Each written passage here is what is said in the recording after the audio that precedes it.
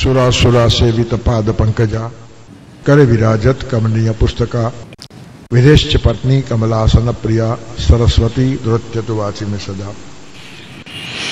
अपना आखा जीवन जो मंदिर है एनो कलश कोई हो तो अध्यात्म जीवन सौथी महत्वनी बात ज आ छे अने बधा जीवन पर अध्यात्मनो परछायो आववो जोईए। जे माणस आध्यात्मिक थतो नथी माणस जीवतो ज नथी, कारण के अंदरनो प्रवास ज नथी। आत्मनी अधि इति अध्यात्म, आत्मा तरफनो प्रवास ए ज अध्यात्म कहेवाय।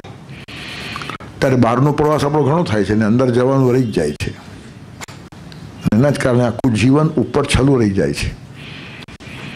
किनारे किनारे फरे एटले संखेला छीपला कोडी ज मळे, थोड़ुं छीछड़ा पाणी में जतो माछला मळे, पण ઊંડાણ वगर मोती મળતા નથી।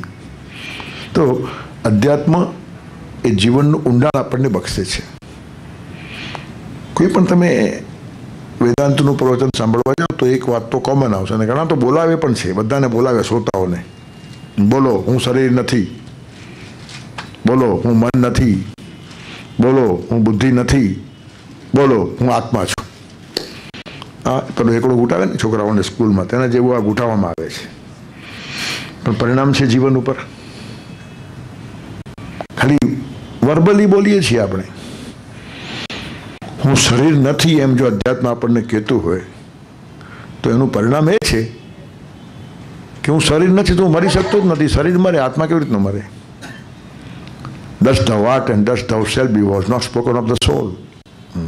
માટીમાંથી આવ્યા અને માટીમાં ગયા એ શરીર માટે, આત્મા માટીમાંથી આવ્યો પણ નથી ને માટીમાં જવાનો પણ નથી। ત્યારે હું જો શરીર નથી એક વાર નક્કી થઈ જાય તો એનું આધ્યાત્મિક પરિણામ જીવન ઉપર એ આવે કે મને કોઈ મારી શકતું નથી, પછી ડર શેનો હોય? આધ્યાત્મિક માણસ ડરપોક હોઈ જ શકતો નથી અને ડરપોક માણસને અધ્યાત્મનો એબીસી ખબર નથી। એટલે આપણે બહુ આશ્ચર્ય થાય, કેટલા બધા કહેવાતા આધ્યાત્મિક માણસોના છેલ્લા સમયે મને એમની પાસે જવાનું મળ્યું ત્યારે એટલા કાકલુદીઓ કરતા હોય, રડતા હોય કે મારે પણ જવું પડશે। તો પછી વ્યાખ્યાન શું કરે 50 વર્ષથી આખા દુનિયાને કે જવું જ પડશે, જાતસ્ય હિ ધ્રુવો મૃત્યુ ધ્રુવમ જન્મ મૃતસ્ય છે, તો પછી તું શું કામ રડે છે? જો આ વાત તાકીદ થઈ ગઈ કે જવાનું જ છે, ઠીક છે, સામાન્ય માણસને દુઃખ થાય કે આટલા બધા સંબંધો છોડીને જવાનું છે, એક સામાન્ય વાત છે, પણ મારે પણ જવું પડશે તો તું દુનિયાનું શું કહેતો હતો? તમારે જવું પડશે, મારે નહીં જવું પડે એમ? બહુ કેટલીક કસોટી થઈ જાય માણસની કેટલાક કાળે। તમે જે બધું બોલો છો ને એ કસોટી ઉપર તમને ભગવાન ઉતારે છે, બહુ સમજવાની વાત છે। આપણે એક શ્લોક બોલીએ છીએ, વિઘ્નેશ્વરાય વરદાય સુરપ્રિયાય લંબોદરાય સકલાય જગદ્દિતાય નાગાનનાય શ્રુતિયજ્ઞ વિભૂષિતાય ગૌરીસુતાય ગણનાથ નમો નમસ્તે। અને વિઘ્નેશ્વરનો સરળ સગવડીયો અર્થ કરીએ છીએ કે વિઘ્ન દૂર કરનાર, આવો અર્થ છે જ નહીં। વિઘ્નેશ્વરનો આવો અર્થ નથી। વિઘ્ન દૂર કરનાર એટલે વિઘ્ન હરતા શબ્દ છે, નવો એના માટે સ્પેશિયલ શબ્દ છે વિઘ્ન હરતા, અહીંયા વિઘ્નેશ્વર કહ્યું છે। પણ આપણને વિઘ્નો જોઈતા જ નથી એટલે એનો અર્થ આવો જ કરવાનો, વિઘ્ન દૂર કરે, દૂર ન કરે, આપે પણ ખરા। એ વિઘ્નના ઈશ્વર છે। ઈશ્વર કોને કહેવાય? જે આપી શકે, લઈ શકે, બધું કરે તે ઈશ્વર કહેવાય। એટલે કે he can do, he can undo, he can do otherwise, કરતુમ અકર્તુમ અન્યથા કરતુમ સમર્થ ઈશ્વરઃ। તો વિઘ્નેશ્વર શબ્દનો આવો અર્થ છે જ નહીં। એ વિઘ્નો પણ આપે અને લઈ પણ લે। ક્યારેક વિઘ્ન દૂર કરીને તમારો માર્ગ સરળ હોય ને ક્યારેક વિઘ્ન આપીને તમારું ઘડતર કરતો હોય। પણ આપણે કેટલીક વાતો ગ્રહિત પકડીને ચાલતા હોઈએ છીએ, વિઘ્ન એટલે જાણે જીવનને નુકસાન કરવા જ આવે છે, આવું નથી।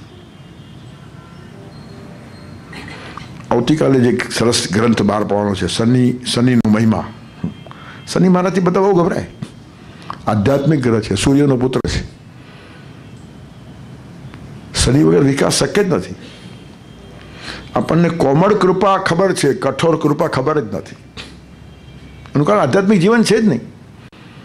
આધ્યાત્મિક જીવન જે માણસ જીવે છે એને કોમળ કૃપા પણ ખબર છે અને કઠોર કૃપા પણ ખબર છે।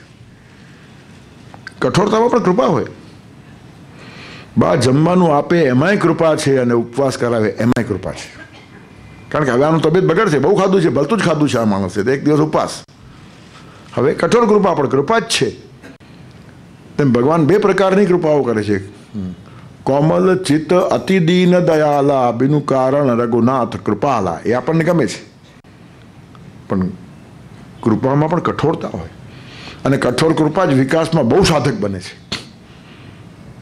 સુખાસીન માણસો તો રવાડે ચડી ગયા ક્યારેક. દુઃખમાં જ જીવનને ઊંડાણ મળે છે. ખલીલ જીબ્રાને બહુ સરસ કહ્યું છે કે દુઃખ તમારા જીવનને કોતરે છે, અને કોતરીને તમારા પાત્રને મોટું બનાવે છે કે આવતીકાલે વધારે સુખ એમાં સમાય. સુખ ઝીલવાની પાત્રતા પણ દુઃખથી આવે છે. જે લોકોએ દુઃખ જીવનમાં જોયું જ નથી એમને સુખ પચતું જ નથી, ફૂટી નીકળે છે. કેટલાક ગર્ભશ્રીમંત માણસો હોય, અબજો રૂપિયા હોય, પણ એવા શાંત હોય, એવા નમ્ર હોય, એવા વિવેકી હોય, સલામ કરવાનું મન થાય. એ જનક વિધેયી છે, એને ખબર છે. તેથી અધ્યાત્મ જીવન એક જુદું જીવન છે, આત્મસ્પર્શી જીવન છે, અંદરનો પ્રવાસ છે, ઊંડો ઉતરેલો માણસ છે. એ સુખ દુઃખ બધી વાતોને પચાવી જાય છે. તેથી હું શરીર નથી ને હું મન નથી ને હું બુદ્ધિ નથી, આ ખાલી નાના છોકરાઓ બાલ મંદિરમાં ગોખે એમ ગોખવાની ચીજ નથી. હું શરીર નથી એનો બીજો અર્થ એ થયો કે મને કોઈ મારી શકતું નથી, પછી ડરવાનું કારણ ક્યાં આવ્યું. હું મન નથી એનો અર્થ મને કોઈ દબાવી શકે નહીં, અને હું બુદ્ધિ નથી એનો અર્થ મને કોઈ વેચાતો લઈ શકે નહીં, ખરીદી શકે નહીં. અને આ જો ના આવતું હોય તો અધ્યાત્મ હવાઈ વાતો છે. કબીરજી કાશીમાં રહેતા હતા. મરવાનો ટાઈમ થયો, કાશી છોડીને બહાર ગયા કે કાશીમાં મુક્તિ મળતી હોય તો મને જોઈતી નથી, હું કાશીની બહાર જાઉં છું, હવે જોઉં છું મારી મુક્તિને કોણ અટકાવે છે. કાશી એ સ્થળ વિશેષ નથી, ગુણ વિશેષ છે. કાશી એટલે જ્ઞાન. જેને જ્ઞાન મળ્યું છે એની મુક્તિ તો આમ હસતા મલકવત છે. હાથ કંગન કો આરસી ક્યાં, ચહેરો જોવા આરસી જોઈએ. હાથમાં બંગડી પહેરીએ તો આરસી જોઈએ કે જોઈએ તરત દેખાય છે. તેવા લોકોને દેખાય છે અધ્યાત્મ સામે, એને અરીસાઓની જરૂર નથી. અને આપણે બધા અરીસાઓમાં જોયા કરીએ છીએ, આપણું મોઢું દેખાતું જ નથી. પ્રતિબિંબોની પૂજા ચાલે છે. તેથી બધું જ પાણી ઉલટાનું ગંગા પવિત્ર થવા એની પાસે આવે. દુનિયાભરના માણસો પોતાના પાપ ગંગામાં ધોઈ જાય, અને આવો એકાદ માણસ ક્યારે આવે કે હું પાછી શુદ્ધ થઈ જાઉં એમ ગંગા ઈચ્છતી હોય, તે માણસ અધ્યાત્મની અનુભૂતિનો માણસ છે. પાપ વિશ્વતના ધોનારી ચરણરજ તારી વિશે, જગના માનવ જંતુ સદાય સુધારસ પાન કરે. બધા અમૃત પાછળ દોડતા હોય, એની વાણીમાં અમૃત હોય, એ જીવન આપી શકનારો માણસ છે. તેથી સંપૂર્ણમ જગદેવનંદનવનમ સર્વેપી કલ્પદ્રુમાં ગાંગમ વારી સમસ્ત વારી નિવાહા પુણ્યા સમસ્તા ક્રિયા. એની બધી ક્રિયા પુણ્યકારક છે. એ જમતો હોય તો પણ યજ્ઞ છે, આહુતિ આપે છે જઠરાગ્નિને જીવવા માટે અને કામ કરવા માટે. બધી જ ક્રિયાઓ. સ્નાન કરતો હોય તો પણ યજ્ઞ છે, બોલતો હોય તો પણ યજ્ઞ છે, સૂતો હોય તો પણ યજ્ઞ છે. એક કામ કરતો હોય ત્યારે ભગવાન એને ભેગો ફરતો હોય, એ સૂઈ જાય ત્યારે ભગવાન એને જોતો બેઠો હોય, અને એ મરી જાય ને ત્યારે બધા લોકો ચાલ્યા ગયા પછી ભગવાન સ્મશાનમાં જઈ એની રાખને પોતાના શરીર ઉપર લેપ કરતો હોય છે. એ ચિતા ભસ્મા લેપો, આપણી ભસમ નહીં. આખું જીવન જેણે આવું કાઢ્યું છે, જેની ભસમથી ભગવાન પણ પોતાને પવિત્ર સમજે. આ અધ્યાત્મની અનુભૂતિ છે. તેથી બધી જ વાતો, એક એક ક્રિયા, એ સંસ્કૃત બોલે કે પ્રાકૃત બોલે, એની વેદવાણી છે. અને તેથી તુકારામ મોટા પંડિતોને કહી શક્યા કે વેદાંત તો અર્થ અમાસી છે થાવા ઇતરાની વાવા ભારમાં થા. અરે વેદાંતનો અર્થ મને ખબર છે, તમે તો બોઝા લઈને ફરો છો, તમને વેદ ખબર નથી. મેં વેદ વાંચ્યા નથી, હું વેદ જીવ્યો છું, અને હું જીવું છું એને જુઓ, અને વેદ વાંચી લો, ટેલી થશે, તમને ખબર પડશે કે વેદ આને કહેવાય. જીવતો જાગતો વેદ છે, એને વેદ પુરુષ કહેવાય. વાચ પ્રાકૃત સંસ્કૃત વા શ્રુતિથી રહો. બધી જ વાતો એની આખી બદલાઈ જાય જીવનની, અને આધ્યાત્મની અનુભૂતિ છે. તેથી આધ્યાત્મિક માણસોની એક બહુ જુદી હાઈટ આપણા જીવનમાં હોય છે. અને આ 3 દિવસના 3 સૂત્રો સમજાયા છે ને, તો સ્ટેપ બાય સ્ટેપ આગળ વધવાનો રસ્તો છે. નક્કી કરેલી કેળીને છોડો નહીં. એ કેળી કંડારી આપી છે ભગવાને, ગીતાએ, ઋષિઓએ, સંતોએ, એના પર મક્કમ રહો. કોઈ દિવસ નુકસાન નહીં થાય. નુકસાન થોડુંક લાગતું હોય તો પણ આગળ મોટો ફાયદો છે. વૈભવ એટલે પ્રેમ જ, બીજી વાત નહીં. પ્રેમ ખોઈ નાખ્યો, જીવનમાં રહ્યું શું ખલાસ. બ્રહ્મા ના રહેવું પલભર, કોઈ બ્રહ્મા નહીં રહેતા. સાથે ના આવે તલભર, એક તલભર ભેગું નહીં આવે. માણસો બ્રહ્મા છે કે બધું ભેગું લેશું, નહીં આવે. બ્રહ્મા ના રહેશો પલભર, સાથે ના આવે તલભર. અરે પ્રેમથી કર જીવનને સભર, સમજુ થઈને પાછો ફર. પાછા વળવાની પ્રક્રિયા જીવનની અંદર આવવી જોઈએ. કોઈક ઠેકાણે સંતોષ, કોઈ ઠેકાણે મર્યાદા, કોઈ ઠેકાણે ભાવ ગયો, ભગવાન ગયો છે, જીવનમાંથી સ્વાદ ગયો છે. ગઈકાલે કહેતા હતા આપણે, નહીં भाव जीवन नहीं त्याग तर्पण सदा घूमते हैं लिए भोग दर्पण सभी स्वार्थ अंधे हुए जा रहे हैं खुदा जाने अब हम कहाँ जा रहे हैं। तो कर्तव्यની કેડી કંડારતા જઈએ, ભાવનો વૈભવ વધારતા જઈએ અને અધ્યાત્મની અનુભૂતિ ન થાય ત્યાં સુધી તૃપ્તિ ન અનુભવીએ આવો એક દ્રઢ સંકલ્પ હશે ને તો આપણા સંકલ્પની પછવાડે સમર્પણ આવ્યું કે બધા સંકલ્પો ભગવાન સાકાર કરશે, પછી એ સંકલ્પ આપણો નહીં રહે, એના થઈ જશે। ત્યારે માનવનો સંકલ્પ એટલે એસેન્ડિંગ હ્યુમન એફર્ટ અને સમર્પણથી પ્રભુની ઉતરતી કૃપા એટલે ડિસેન્ડિંગ ગ્રેસ ઓફ ગોડ, આ બે જ્યાં મળે તત્ર શ્રી વિજયો ભૂતિ ધ્રુવા નીતિર્મમ યત્ર યોગેશ્વર કૃષ્ણ યત્ર પાર્થો ધનુર। આ સારથી છે સંજય।